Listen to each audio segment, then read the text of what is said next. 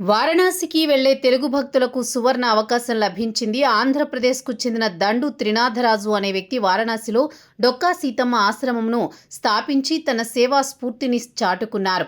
గంగానది పక్కన హనుమాన్ ఘాట్ సమీపంలోని ఆవాద గర్భీ ప్రాంతంలో 5 నెలల క్రితం ప్రారంభమైన ఈ ఆశ్రమం తెలుగు యాత్రికులకు ప్రత్యేక సౌకర్యాలు అందిస్తోంది. డొక్కా సీతమ్మ ఆంధ్రుల అన్నపూర్ణగా ప్రసిద్ధి చెందిన మహిళ. ఆమె సేవాభావనను స్మరించుకుని ఈ ఆశ్రమానికి ఆమె పేరు పెట్టారు.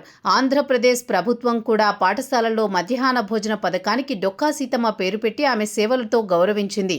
అదే స్ఫూర్తితో దండు త్రినాథరాజు వారణాసిలో ఈ ఆశ్రమం ద్వారా అన్నదానం మరియు వసతి సౌకర్యాలు కల్పిస్తున్నారు. పాలకొల్లు సమీపంలోని కాపవరం గ్రామానికి చెందిన త్రినాథరాజు గొప్ప సేవా స్ఫూర్తితో ఈ కార్యక్రమాన్ని చేపట్టారు. వారణాసి వంటి పవిత్ర నగరంలో తెలుగువారికి సౌకర్యవంతమైన వసతి ఏర్పాటు చేయాలనే ఆలోచనతో 15 లక్షలు ఖర్చు చేసి భవనాన్ని మెరుగుపరిచారు. ఆశ్రమంలో భోజనం పూర్తిగా ఉచితం. వసతి గదులు చాలా తక్కువ అద్దెకు అందుబాటులో ఉంటాయి. ముఖ్యంగా తెలుగు రాష్ట్రాల నుంచి వచ్చే భక్తులకు, యాత్రికులకు మొదటి ప్రాధాన్యత ఇస్తారు. ఈ ఆశ్రమం ద్వారా ఎంతో మంది యాత్రికులు ఆర్థిక భారం లేకుండా వారణాసి దర్శనం చేసుకోవడం సాధ్యపడుతోంది. గంగా స్నానం, కాశీ విశ్వనాథ దర్శనం, అన్నదానం ఇవన్నీ ఒకే చోట అందుబాటులో ఉండడం తెలుగు భక్తులకు పెద్ద బహుమతి. ఈ ఆశ్రమంపై త్రినాథరాజు మాట్లాడుతూ వారణాసిలో డొక్కా సీతమ్మ పేరుతో అన్నదానం చేయాలని చాలా కాలంగా కోరుకున్నాను.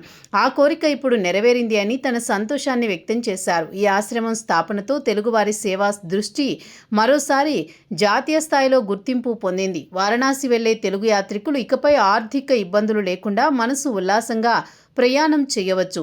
దండు త్రినాథరాజు లాంటి సహృదయులు సమాజంలో ఇంకా ఎంతోమంది ఉన్నారనడానికి ఇలాంటి ఆశ్రమాలు ఉదాహరణగా నిలుస్తున్నాయి.